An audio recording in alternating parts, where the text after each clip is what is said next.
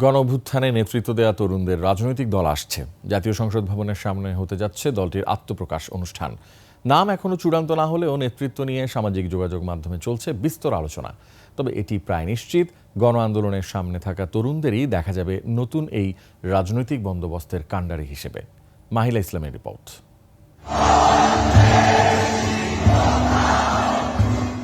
অবশেষে আত্মপ্রকাশ ঘটছে ২৪-এর অভূতপূর্ব গণঅভ্যুত্থানে নেতৃত্ব দেয়া শিক্ষার্থীদের রাজনৈতিক দলের। হাসিনা সরকারের পতনের পর নতুন রাজনৈতিক বাস্তবায়ন দেশকে এগিয়ে নেয়ার তাড়নায় তরুণরা নেমেছেন এবার রাজনীতির মাঠে। সামাজিক যোগাযোগ মাধ্যমে বেশ আলোচিত হয়ে উঠেছে নতুন এই দল গঠন ও সম্ভাব্য নেতৃত্ব। পুরো প্রক্রিয়ার সঙ্গে যুক্ত জাতীয় নাগরিক কমিটি ও বৈষম্য বিরোধী ছাত্র আন্দোলনের শীর্ষ নেতৃত্বকে দেখা যাবে নতুন দলের কাণ্ডারি হিসেবে।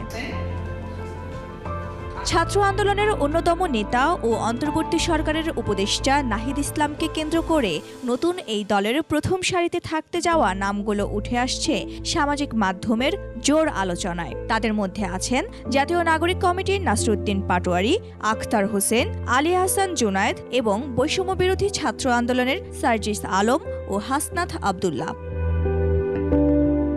এদিকে গণঅভ্যুত্থানের ম্যান্ডেট নিয়ে মাঠে নামা নতুন রাজনৈতিক দলটির নাম এখনো চূড়ান্ত হয়নি। জুলাই আন্দোলনের সামনে থাকা নারীরাই নতুন দলের মুখপাত্র হিসেবে আছেন বলেও আলোচনা রয়েছে সামাজিক মাধ্যমে। মাহিলা ইসলাম, ২১ টেলিভিশন, ঢাকা।